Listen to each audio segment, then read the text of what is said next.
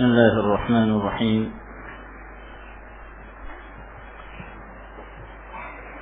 السلام عليكم ورحمة الله وبركاته.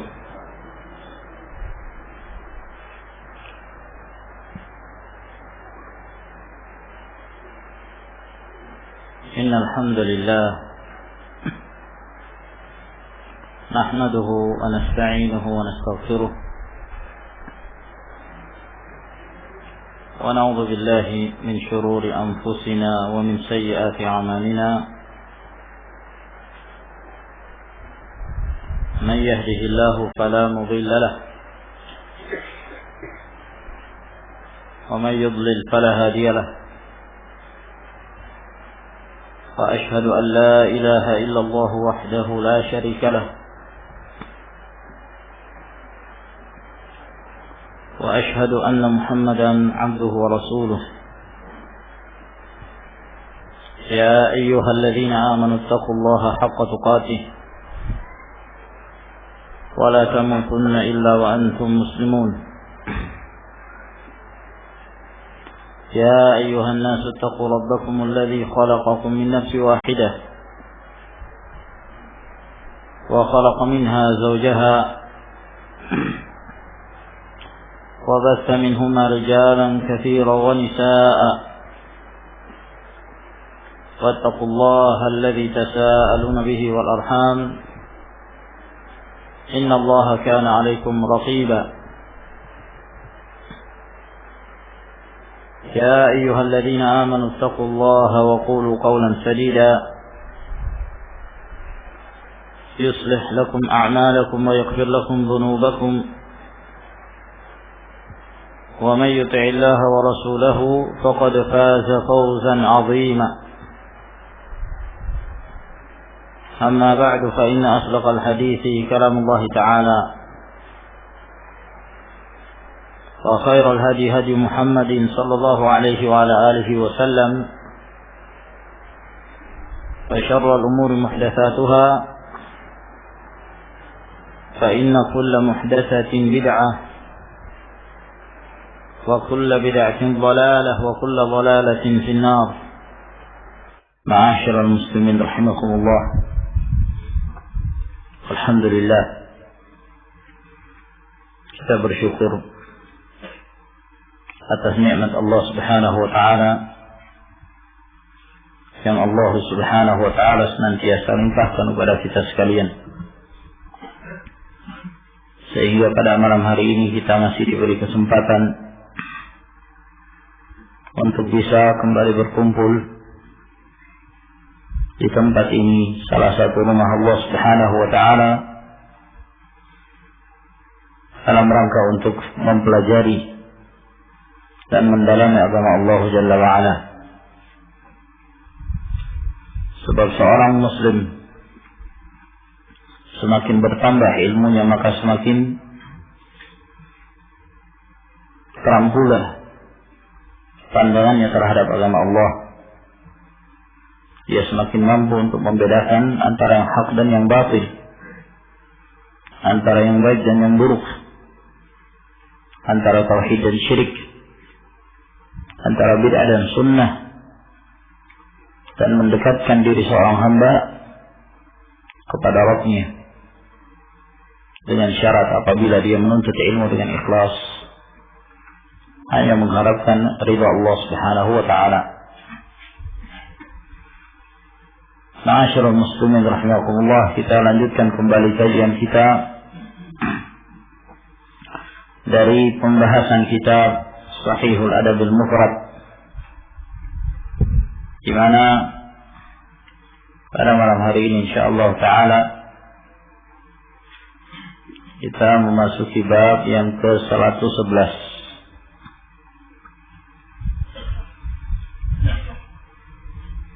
atau bab yang ke-127 dari kitab aslinya Al-Adabul Mufrad.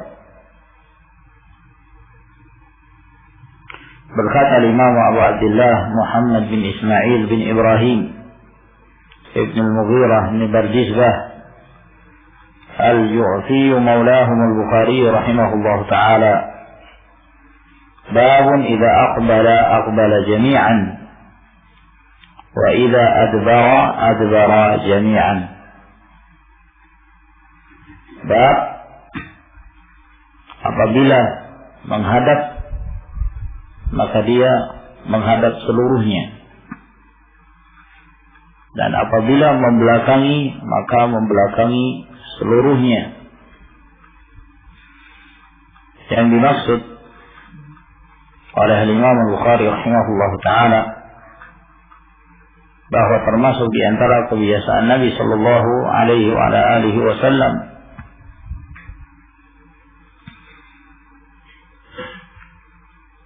bahwa Rasulullah sallallahu alaihi wa alihi wasallam apabila beliau menghadap seorang maka dia menghadapkan seluruh tubuhnya. Tidak hanya kepalanya saja, tapi dihadapkan seluruhnya. Dan apabila membelakangi maka membelakangi seluruhnya. Ini termasuk di antara kebiasaan Nabi sallallahu alaihi wa alihi wasallam. Dan para ulama menjelaskan bahwa sifat Nabi sallallahu alaihi wasallam tersebut menggambarkan bahwa beliau adalah seorang yang gesit, seorang yang punya semangat, seorang yang tidak pemalas. Akan tapi beliau senantiasa dalam keadaan semangat, kuat. Nah, sehingga apabila dia menghadap, seluruh tubuhnya menghadap, maka ini menunjukkan kegesitan seseorang. Maka Al-Imam Al-Bukhari rahimahullah ta'ala menyebutkan ini termasuk di antara adab yang diajarkan oleh Nabi sallallahu alaihi wasallam. Bukan berarti bahwa seorang ketika dia menghadapkan kepalanya saja tanpa seluruh tubuhnya adalah sesuatu yang tercela. Tidak. Namun hendak dijelaskan bahwa begitulah kebiasaan Rasulullah sallallahu alaihi wasallam. Dan dari kebiasaan Nabi sallallahu alaihi wasallam ini menggambarkan bahwa beliau adalah seorang yang bukan seorang yang malas, namun punya semangat, punya kekuatan. Nah, yang menunjukkan bahwa ini termasuk di antara satu ciri-ciri yang baik. Maka Rasulullah sallallahu alaihi wasallam sebagai khairu uswah, yang terbaik untuk dijadikan sebagai qudwah, sebagai uswatun hasanah, beliaulah yang mengajarkan kepada kaum muslimin, kepada umatnya, agar hendaknya seorang itu punya semangat dalam beribadah, semangat dalam mendekatkan diri kepada Allah Subhanahu wa taala. Allah Jalla wa Ala berfirman, "Fastabiqul khairat." Berlomba-lombalah kalian kepada kebaikan. Ini menunjukkan bahwa Allah Subhanahu wa taala sangat mencintai orang-orang punya semangat dalam beribadah. Diperintahkan untuk berlomba-lomba. Qul bi fadlillahi wa bi rahmatihi fa bidzalika falyafrahu. Dengan keutamaan dan rahmat Allah Subhanahu wa taala, yang demikianlah mereka harus dan patut untuk berbangga. Wa bidzalika falyatanafasil mutanafisun. Dan dalam hal-hal yang seperti itulah hendaknya mereka senantiasa berlomba-lomba untuk mendapatkannya. An Musa ibn Muslim maula ibnihi Qarib, dari Musa bin Muslim maula anaknya Qarib. An Abi Hurairah, dari Abu Hurairah radhiyallahu taala anhu, annahu rubbama haddatsa 'an Nabi sallallahu alaihi wa alihi wasallam fa yaqulu, bahwa beliau mungkin memberitakan dari Nabi sallallahu alaihi wasallam, maka beliau pun mengatakan, yakni beliau Abu Hurairah bercerita tentang Rasulullah sallallahu alaihi wa ala alihi wasallam, dan sebagian karakter yang dimiliki oleh beliau sallallahu alaihi wasallam. Kata Abu Hurairah, haddatsanihi ahdabu syafrain, telah memberitakan kepadaku ahdabu syafrain. Ahdab, yang dimaksud ahdab di sini yang panjang, syafrain yang panjang bulu di kelopak matanya, bulu matanya.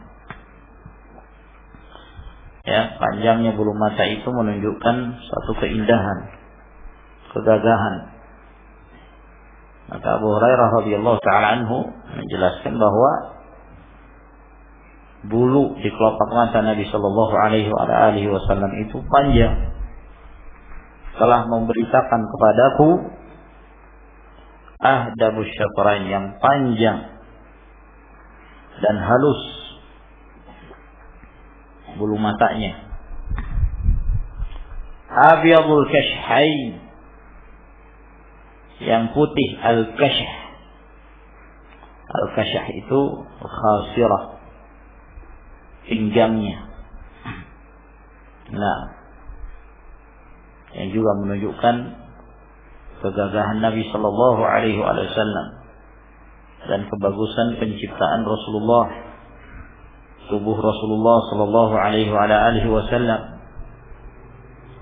Idza aqbala jami'an, apabila Nabi sallallahu alaihi wasallam menghadap, maka beliau menghadap seluruhnya, menghadapkan seluruh tubuhnya. Wa idza adbara jami'an, dan apabila beliau membelakangi, maka beliau membelakangi seluruh tubuhnya. Nah, lam tara 'ainun mithlahu, belum ada mata yang pernah melihat semisalnya. Nah, walam tarahu, dan mata tidak akan pernah melihat yang semisalnya. Semisalnya dalam kebaikan akhlaknya, semisalnya dalam ketampanannya, semisalnya dalam semangatnya dalam beribadah kepada Allah Subhanahu wa taala. Nah, penyebutan Abu Hurairah radhiyallahu taala anhu bahwa beliau menghadap seluruhnya, membelakangi seluruhnya, menunjukkan kegesitan beliau radhiyallahu anhu.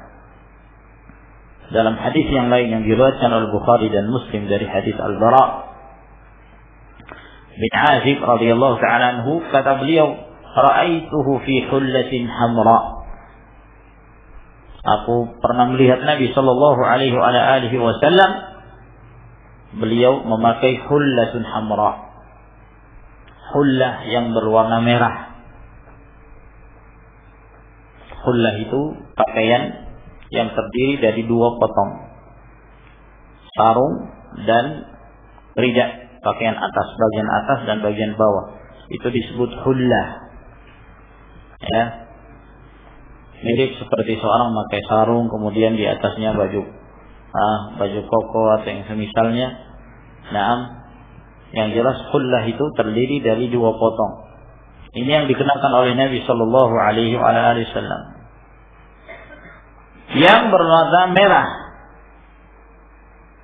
Namun para ulama juga menjelaskan, seperti Ibnu Qayyim dan yang lainnya, mengatakan bahwa al-hullah, ya, disebut hullah itu berwarna merah dalam artian memiliki corak yang berwarna merah, tidak seutuhnya merah. Karena disebut hullah karena pakaian itu bergaris, ada garis-garisnya, ya. Nah, di bagian garis itu, di antara garisnya ada yang berwarna merah. Maka Bara mengatakan, aku melihat Nabi sallallahu alaihi wasallam memakai pakaian hullatun hamra, hullah yang berwarna merah. Lam ara syai'an qat ahsana minhu, saya tidak pernah melihat orang yang lebih tampan dari beliau sallallahu alaihi wasallam. Al-Bara bin Azib radhiyallahu ta'ala anhu juga beliau mengatakan, kana an-nabiy sallallahu alaihi wasallam ahsana wajhan wa ahsana khuluqa. bahwa Nabi Shallallahu Alaihi Wasallam adalah manusia yang paling tampan wajahnya dan paling bagus akhlaknya. Ini Rasulullah Shallallahu Alaihi Wasallam. Maka riwayat-riwayat ini semua menjelaskan bahwa Abu Hurairah radhiyallahu taala anhu hendak menjelaskan tentang ketampanan Rasulullah sallallahu alaihi wasallam, tentang semangat yang dimiliki oleh Nabi alaihi wasallam. Semangat dalam beribadah, memiliki akhlak yang mulia. Demikian pula dalam hal kegagahan. Hadis ini sahih dan disahihkan oleh Al-Albani rahimahullahu taala. Kemudian bab yang ke-112. Babun al-mustasyar mu'taman. Bab al-mustasyar. Al-mustasyar itu adalah seorang yang dimintai pendapat, penasehat. Al-mustasyar. Ya, atau ada istilah lainnya, ikhwan? Kalau ada orang ini punya satu bawahan ini yang selalu dimintai pendapat. Kalau ada satu masalah, mesti ke orang ini. Itu mustasyar namanya. Apa namanya?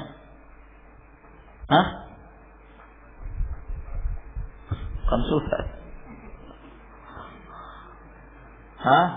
Tidak ada istilah lain. Nah, artinya seorang yang selalu dimintai pendapat. Kalau ada masalah, gimana? Menurut antum gimana? Ya, saya tolong pecahkan masalah ini. Itu namanya mustasyar. Kata Imam Al-Bukhari rahimahullah taala, al-mustasyar mu'taman. Yang dimintai pendapat itu mu'taman. Seorang yang amanah. Nah, ini termasuk di antara sifat seorang itu.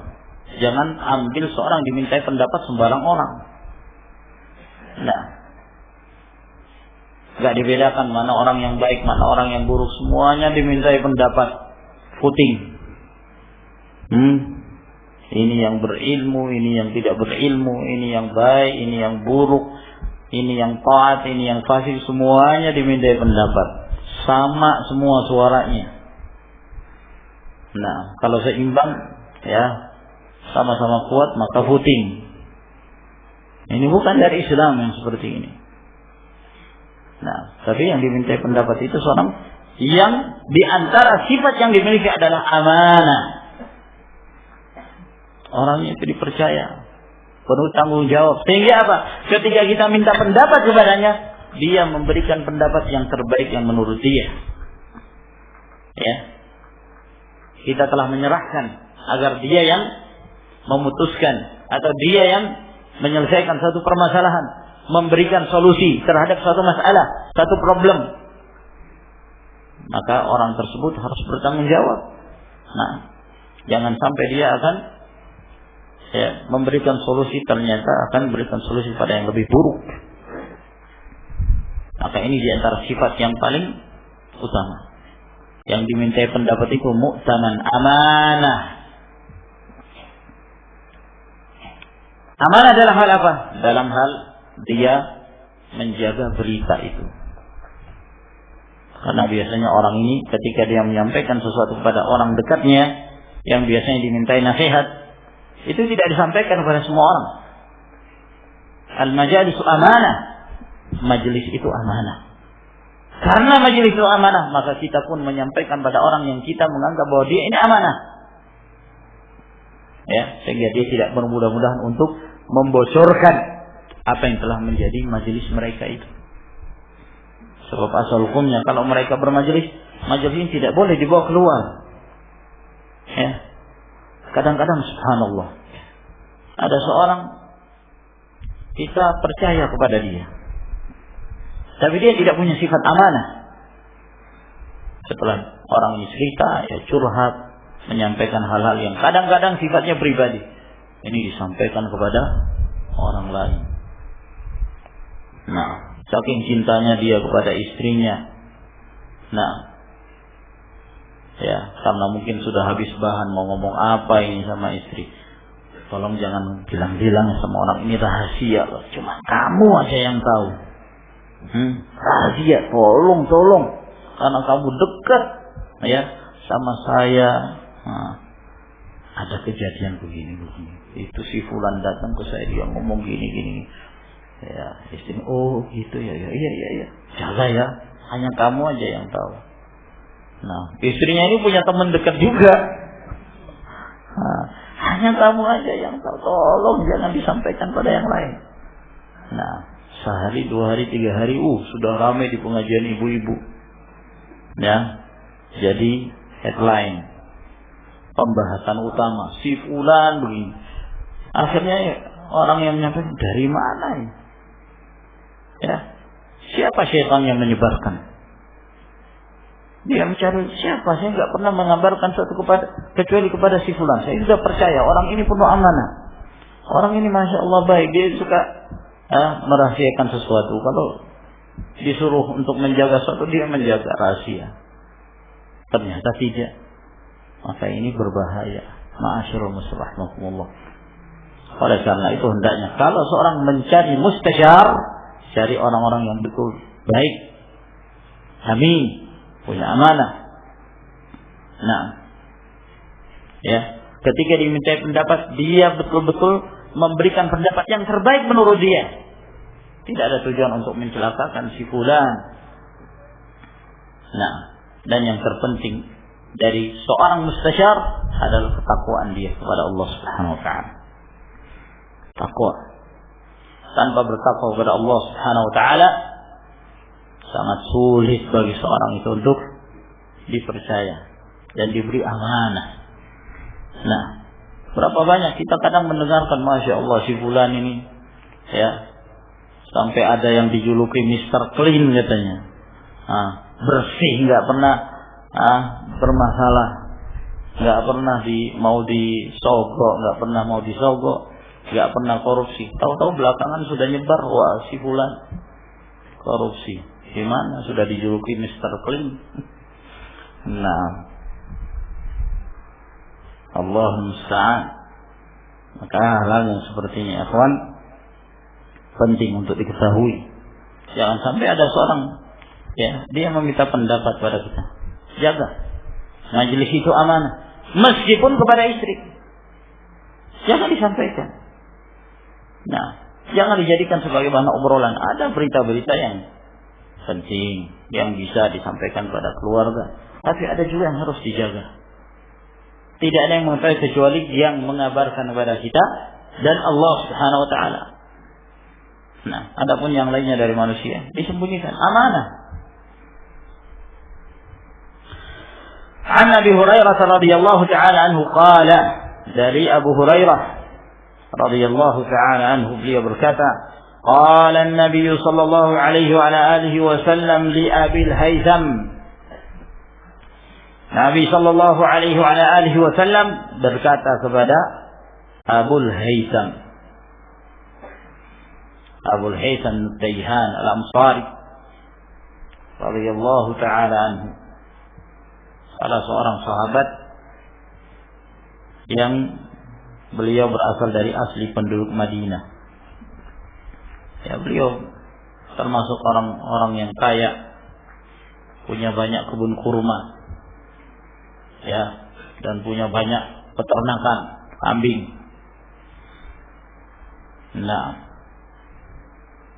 maka Nabi sallallahu alaihi wasallam mengatakan kepada Abul Haytham, "Hal laka khadim?"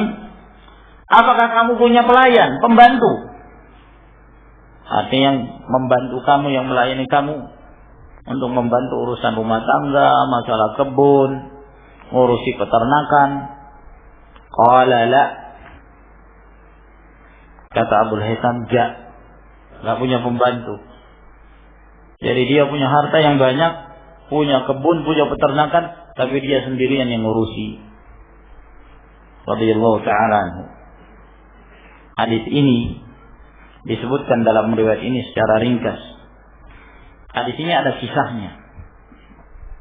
yang disebutkan dalam beberapa riwayat dalam Sahihul Bukhari bahwa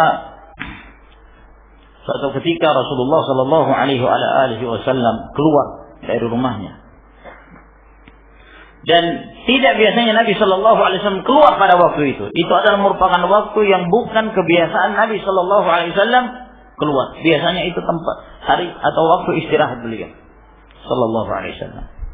Tapi tiba-tiba kok beliau keluar. Ketika beliau keluar, maka beliau pun bertemu dengan Abu Bakar As-Siddiq radhiyallahu anhu.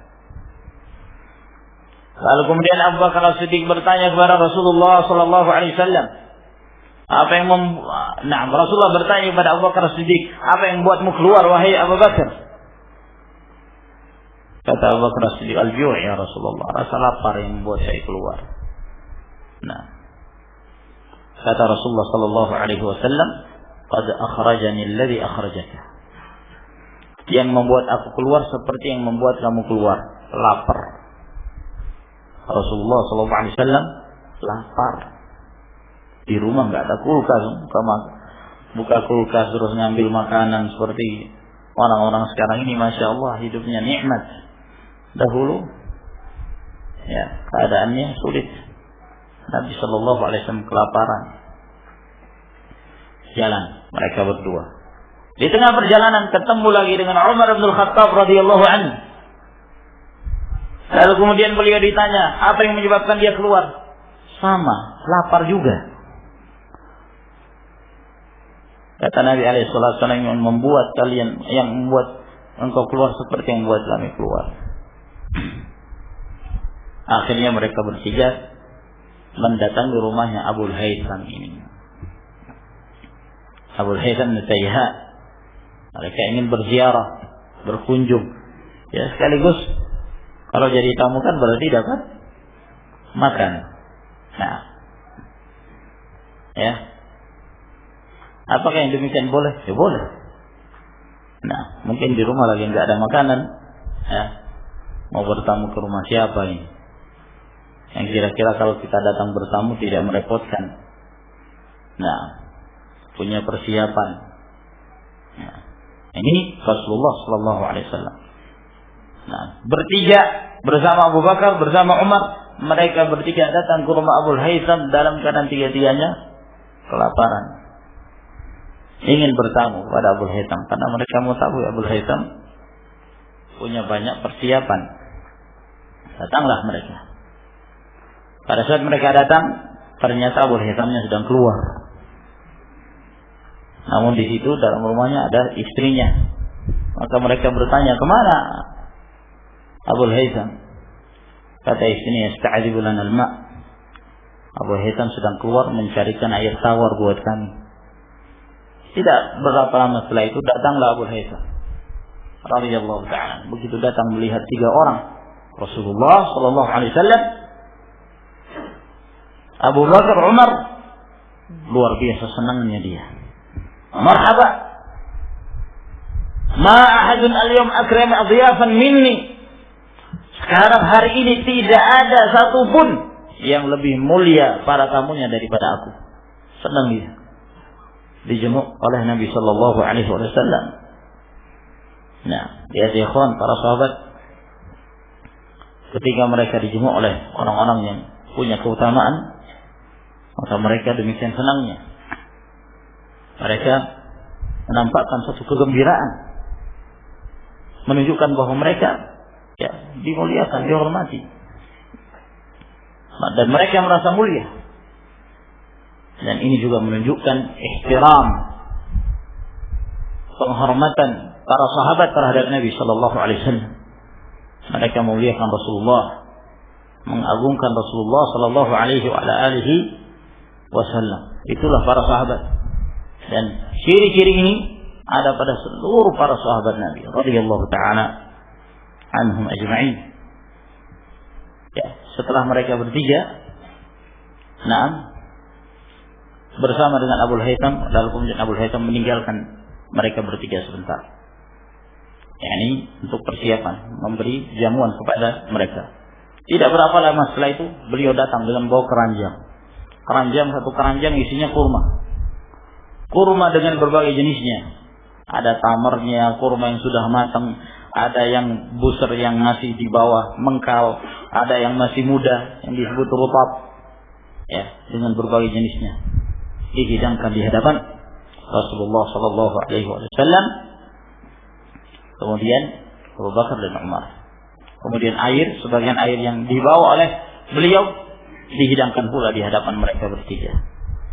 Setelah itu tidak berhenti sampai di situ. Mereka makan. Kemudian Abu Haytham ingin ke belakang. Untuk apa? Menyembelih kambing. Nah, kata Nabi alaihi salatu wasallam, iyyaka wal halu. Hati-hati, jangan menyembelih kambing betina yang menyusui anaknya.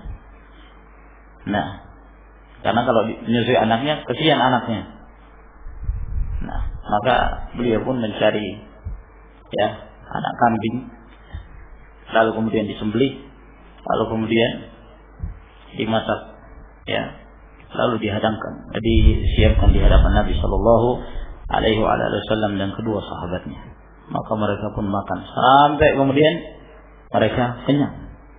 Maka di saat itulah Nabi Shallallahu Alaihi Wasallam mengatakan, la tus'alunna yawma idzin 'anil na'im. Kalian akan ditanya tentang kenikmatan ini pada hari kiamat nanti. Air yang dingin, makanan yang demikian nikmat, demikian lezat. Kita keluar dalam keadaan lapar, kemudian Allah Subhanahu wa taala memberikan kekenyangan kepada kita dengan kenikmatan. Nah, setelah itu terjadi obrolan antara Nabi Shallallahu Alaihi Wasallam dengan Abu Haytham. Karena beliau melihat Abu Haytham ini kok sibuk sendiri, datang ke kebun, kemudian mendatangi peternakannya, nyembelih kambing sendiri, kemudian menyiapkan sendiri, masak sendiri, menghidangkan di hadapan mereka bertiga sendirian. Maka ini yang membuat Nabi Shallallahu Alaihi Wasallam bertanya kepada Abu Haytham, halaka khadim, apakah kamu punya pembantu? Ini kenapa kok nggak cari pembantu yang melayani kamu? Harta banyak tapi nggak ada pembantunya, sendirian. Qala la, kata Abu Haytham, tidak. Nah, maka di sini juga menunjukkan diperbolehkan seorang bertanya tentang hal-hal yang sifatnya dalam urusan keluarga, kalau memang itu adalah sesuatu yang penting. Dan itu juga termasuk mu'anasah. Mu'anasah itu dalam artian mendinginkan majelis, dalam artian terjadi obrolan itu penting, menyenangkan tuan rumah, demikian pula tuan rumah menyenangkan tamu, jangan diam aja. Nah, yang jelas selama pembicaraan itu tidak menjerumuskan mereka ke dalam perkara yang haram, tidak membicarakan seorang, tidak menggibah seseorang, tidak mengadu domba atau mengucapkan kalimat-kalimat umpatan celaan yang diharamkan Allah Subhanahu wa taala. Tapi kalau pembicaraan biasa, gimana kambingmu sudah berapa, anak sudah berapa, nah gimana sudah beli tanahnya di mana aja, hal-hal yang seperti ini tidak masalah. Nah, oleh karena itu Rasulullah Sallallahu Alaihi Wasallam bertanya, apakah kamu punya pembantu? Kata beliau, tidak. Qala, lalu kata Nabi alaihi salatu wassalam, fa idza atana sabyun fa'tina. Apabila datang kepada kami tawanan, budak, datanglah kamu kepada kami. Artinya Nabi alaihi salatu wassalam menawarkan untuk dijadikan sebagai pelayan Abu Haytham. Kalau ada budak, nanti kamu datang. Artinya Nabi alaihi salatu wassalam ingin memberikan kepada Abu Haytham seorang budak untuk melayani keperluan Abu Haytham radhiyallahu taala anhu. Dan di sini juga menunjukkan kebaikan Nabi sallallahu alaihi wasallam. Beliau telah mendapatkan kebaikan dari Abu Haytham, beliau berusaha untuk membalasnya. Kata Nabi alaihi salatu wassalam, man sana'a ilaikum ma'rufan fakafi'uhu, fa in lam tukafi'uhu fad'u lahu hatta tadhunna annaka qad kafa'tahu. Atau kama qala Nabi alaihi salatu wassalam, kata Rasulullah alaihi salatu wassalam, siapa yang telah berbuat baik kepadamu, balas. Nah, dia berbuat baik, memberikan sesuatu, kita berusaha memberikannya, ya, sesuatu pula kepadanya. Nah, meskipun tentu masing-masing kondisinya berbeda. Orang kaya memberikan kepada yang miskin berbeda. Orang miskin memberikan kepada yang kaya, kalau diberikan sesuatu mungkin satu hal yang ringan bagi orang kaya tersebut. Nah, tapi kadang-kadang ada hal-hal yang ketika diberikan, maka orang kaya itu merasa gembira, balas. Nah, meskipun nilainya nggak sama, menyenangkan hati seorang mukmin itu adalah suatu hal yang sangat dianjurkan. Apabila kalian tidak mampu membalasnya, maka doakan dia. Dan di antara doa yang disyariatkan oleh Nabi Sallallahu Alaihi Wasallam yaitu mengatakan pada seorang berbuat baik, jazakallahu khaira. Semoga Allah Subhanahu Wa Taala membalas kebaikan kepadamu. Semoga Allah membalas kebaikan itu. Berkali-kali kita mendoakan, sampai engkau merasa bahwa engkau telah membalasnya. Fa'utiya Nabi sallallahu alaihi wasallam bi ra'saini, maka didatangkanlah kepada Nabi sallallahu alaihi wasallam bi ra'saini, dengan dua kepala. Bukan cuma kepalanya, dengan badannya maksudnya. Ra'sun itu memang asal katanya bahasa Arabnya kepala artinya. Tapi yang dimaksud oleh Nabi sallallahu alaihi wasallam dua orang budak bi ra'saini. Laisa ma'ahuma thalith, tidak ada budak yang ketiga. Jadi beliau cuma punya dua. Nah, dua ini yang dibawa kepada Abul Haytham. Fa'atahu Abul Haytham, maka Abul Haytham pun mendatangi Rasulullah sallallahu alaihi wasallam. Sebagaimana yang telah dijanjikan oleh Nabi alaihi wasallam, kalau datang pada kami budak, datanglah kamu. Nah, ini untuk diberikan pelayan yang akan membantu urusan memasangganya. Qala Nabi sallallahu alaihi wa alihi wasallam, bersabda Nabi sallallahu alaihi wa alihi wasallam, ikhtar minhuma. Pilihlah, kata Nabi kepada Abu Haytham, kamu pilih yang mana yang kamu suka dari dua budak ini. Silahkan pilih. Qala ya Rasulullah ikhtari. Maka Abu Haytham mengatakan, wahai Rasulullah, pilihkanlah untukku. Nah, pilihkan untukku. Nah, di sini juga kita mengambil faedah adabnya para sahabat. Ya, ketika beliau melihat Rasulullah sallallahu alaihi wasallam yang punya keutamaan, punya kemuliaan sebagai Rasul Allah Subhanahu wa taala, maka beliau meminta agar Rasulullah yang memilihkan untuk beliau radhiyallahu anhu. Nah, Rasulullah sallallahu alaihi wasallam ketika diminta oleh Abu Haytham untuk memilih siapa di antara dua budak tersebut yang akan dipilihnya, yang akan diambilnya, apa kedudukan Rasulullah di sini? Sebagai apa tadi? Al-mustasyar, yang dimintai pendapat. Nah, ikhtari. Maka di sini juga kita mendapatkan faedah bahwa hendaknya yang dimintai pendapat itu orang yang betul-betul kita lihat dia punya kebaikan. Ya, apalagi kalau dia punya keutamaan. Nah, apalagi kalau dilihat dia punya ilmu. Nah, jadikan dia sebagai mustasyar. Itu adalah kebaikan. Nah, faqala Nabi sallallahu alaihi wasallam innal mustasyara mu'taman. Maka Nabi alaihi salatu wasallam mengatakan sesungguhnya yang dimintai pendapat itu mu'taman, punya amanah.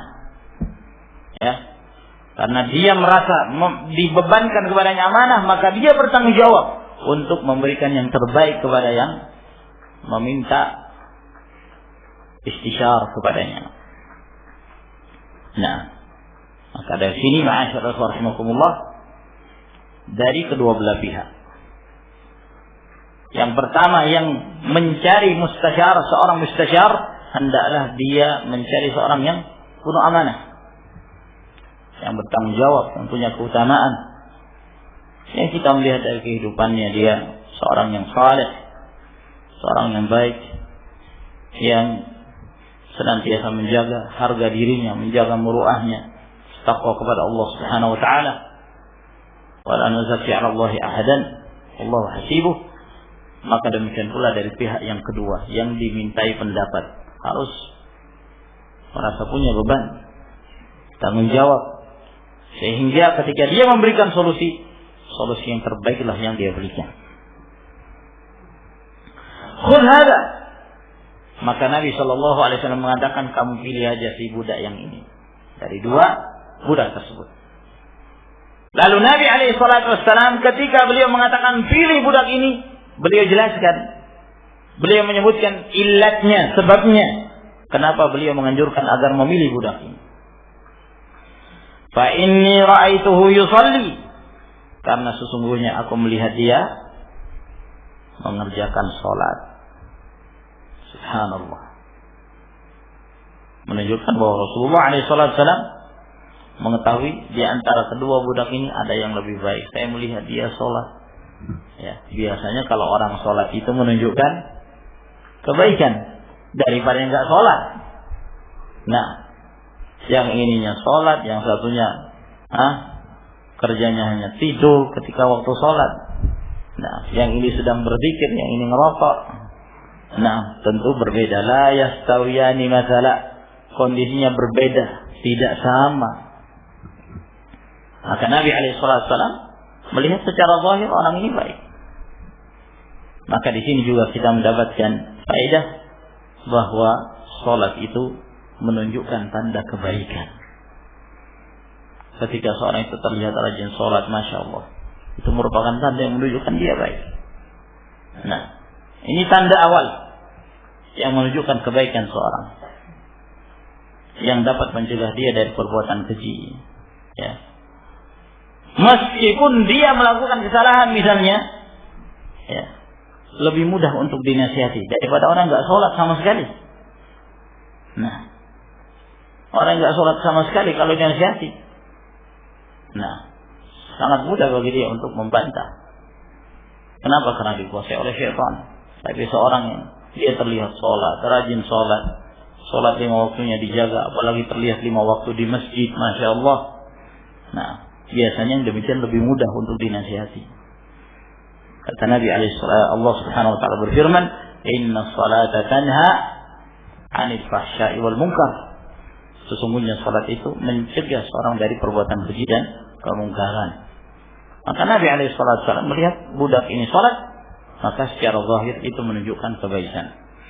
Wastausi bihi khaira, dan nasihatilah dia dengan kebaikan.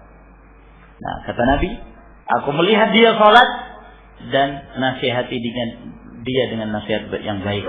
Wasiatkan kepadanya dengan wasiat yang baik. Dalam artian, jangan berhenti kalau dia sholat sudah baik, nggak usah dinasihati lagi. Tidak, tetap nasihati. Bimbing dia, arahkan dia kepada kebaikan, arahkan dia kepada kesolehan. Nah, kalau engkau sudah melihat itu sholat, itu sudah menunjukkan tanda kebaikan. Tapi teruskan, jaga ketakwaannya, bimbing dia. Dari sini juga menunjukkan bahwa seorang budak yang saleh, yang beribadah itu jauh lebih baik daripada budak yang kafir, yang fasik. Oleh karena itu, pada sebagian kafarah seperti kafarah zihar, ya, dan sebagian para ulama juga menyikapi pada seluruh kafarah. Pada kafarah tersebut, apabila seorang hendak membebaskan budak, maka sebagian para ulama mengatakan disyaratkan apabila seorang hendak membebaskan budak, budak itu adalah seorang budak yang punya iman, muslimah. Nah, tahriru raqabatin mu'minah, membebaskan seorang budak yang mukminah. Ini syarat. Sebagian para ulama menganggap bahwa syarat iman itu adalah merupakan persyaratan untuk membebaskan budak dalam setiap kafarah. Kafarah apa saja? Kafaratul zihar. Ya. Kalau seorang suami mengatakan kepada istrinya, ya, anti alayya ka dhahri ummi, kamu ini seperti punggung ibuku. Itu zihar namanya. Nah, itu zihar. Dan dia harus bertobat kepada Allah Subhanahu wa taala apabila dia tidak ingin menceraikan istrinya. Dengan cara apa? Membayar kafarah. Di antara kafarah adalah membebaskan budak. Syarat membebaskan budak, budaknya itu harus budak yang punya keimanan muslimah. Nah, karena dianjurkan untuk membebaskan budak harus ada manfaatnya ketika dibebaskan. Oleh karena itu Allah Subhanahu wa taala mensyariatkan apabila ada budak-budak yang minta untuk dijadikan sebagai budak mukatabah. Yang dimaksud budak mukatabah yaitu seorang budak dia ingin membebaskan dirinya dari tuannya. Ya, maka tuannya pun mengatakan boleh. Kamu saya bebaskan, tapi dengan syarat kamu harus bisa mengumpulkan uang sebesar 20 juta rupiah misalnya. 20 juta rupiah. Kalau kamu bisa mengumpulkan, maka kamu bebas. Ini statusnya budak mukatib. Kalau bisa, maka bebas. Kalau nggak bisa, ya tetap saja statusnya sebagai budak. Nah, Allah Subhanahu wa taala mengatakan fakatibuhum in alimtum fihim khaira. Tidak mengapa engkau jadikan dia sebagai budak mukatib, tapi ada syaratnya. Kalau engkau melihat ada kebaikan padanya. Jangan sampai kamu lepas, maka dia tambah berutang. Ya. Kamu lepaskan dia dari perbudakan, dia merasa bebas, tidak lagi berstatus sebagai budak, maka dia berbuat kejahatan. Ini bahaya yang seperti ini. Nah, seperti yang membunuh Umar bin Khattab radhiyallahu ta'ala. Nah, yang membunuh adalah Abu Du'lah, seorang Majusi, budak. Yang membunuh Umar radhiyallahu ta'ala. Sehingga Allah Subhanahu wa taala mensyaratkan kalau kamu lihat ada kebaikan padanya. Tapi kalau tidak, jangan jadikan dia sebagai budak mukatib. Faqalat imra'atuhu, maka istrinya pun mengatakan kepada Abu Haytham, ma anta bibalighin ma qala fihi Nabi sallallahu alaihi wasallam illa an tu'tiqahu. Kata istrinya, tidaklah sampai kepadamu apa yang telah dikatakan oleh Nabi sallallahu alaihi wasallam, melainkan engkau laksanakan apa yang dikatakan oleh Nabi, yaitu dengan membebaskan budak tersebut. Nah, ambil untuk dibebaskan oleh Abu Haytham radhiyallahu ta'ala. Ini istri yang salihah yang senantiasa menganjurkan suaminya untuk taat kepada Rasulullah sallallahu alaihi wasallam, cinta kepada Rasulullah. Maka dia mendorong suaminya untuk berbuat kebaikan. Kamu sudah dengar apa yang dikatakan oleh Nabi sallallahu alaihi wasallam, maka tidak ada jalan lain. Bebaskan budak yang diisyaratkan oleh Nabi sallallahu alaihi wasallam tersebut. Maka ini pentingnya ya kedudukan seorang wanita salihah. Jadikan sebagai istri, dia akan selalu mengarahkan suaminya kepada kebaikan. Qala fa huwa atiq. Maka berkatalah Abu Haytham terhadap budak tersebut, budak ini bebas. Ini budak yang diisyaratkan oleh Nabi sallallahu alaihi wasallam. Faqala Nabi sallallahu alaihi wasallam, maka Nabi sallallahu alaihi wasallam pun mengatakan, "Inna Allah lam yab'ats nabiyyan wala khalifatan illa walahu bitanatan." Sesungguhnya Allah Subhanahu wa taala tidaklah mengutus seorang nabi atau khalifah, melainkan nabi tersebut atau khalifah itu memiliki dua bitanah. Yang dimaksud bitanah itu dari kata batn. Batn itu perut. Ya. Kenapa disebut batn? Batin. Biasa kita dengarkan batin. Ya. Nah, ilmu batin, ilmu kebatinan. Kenapa dikatakan ilmu batin? Karena tidak nampak, iya kan? Ada ilmu zahir, ada ilmu batin. Nah, maka disebut batin karena yang di dalam perut ini tidak nampak, tersimpan di dalam. maka disebut bitanah. Bitanah itu adalah orang khusus, orang dekat, teman akrab, sangat dekat. Sehingga apa? Sehingga kalau orang ini curhat, ya, punya rahasia-rahasia tentang kepribadiannya, dia sampaikan kepada orang yang tidak kepada yang lainnya. Orang itulah yang disebut dengan bitanah, yaitu seorang yang dijadikan sebagai teman dekatnya sehingga dia curhat kepadanya dan dia menyampaikan permasalahan-permasalahan pribadinya, tidak kepada yang lain. Nah, itu disebut bitanah. Ya, dari kata batan itu tadi. Kenapa disebut bitanah? Karena disampaikan padanya hal-hal yang sifatnya rahasia. Nah, orang-orang yang disampaikan padanya sesuatu yang rahasia, hendaknya orang tersebut punya amanah pula, tidak menyampaikan, tidak menyebarkannya walaupun kepada istrinya atau orang terdekatnya. Kata Nabi sallallahu alaihi wasallam, tidaklah Allah Subhanahu wa taala mengutus seorang nabi atau khalifah melainkan dia mempunyai bitanatan. Ada dua bitanah. Kita terjemahkan apa ini bitanah? Teman akrab, ya? Atau gimana? Teman khusus. Nah, bitanatun ta'muru bil ma'ruf wa tanhahu 'anil munkar. Ada satu teman dekat yang jenis teman dekat ini senantiasa mengajaknya kepada yang baik dan mencegahnya dari kemungkaran. Ini kalau kita diberikan bitanah yang seperti ini, maka ini adalah kebaikan. Ini adalah keutamaan. Ini adalah anugerah dari Allah Subhanahu wa taala. Wa bitanatun la ta'lu khabala. Dan ada satu bitanah, ada teman dekat, la ta'luhu khabala.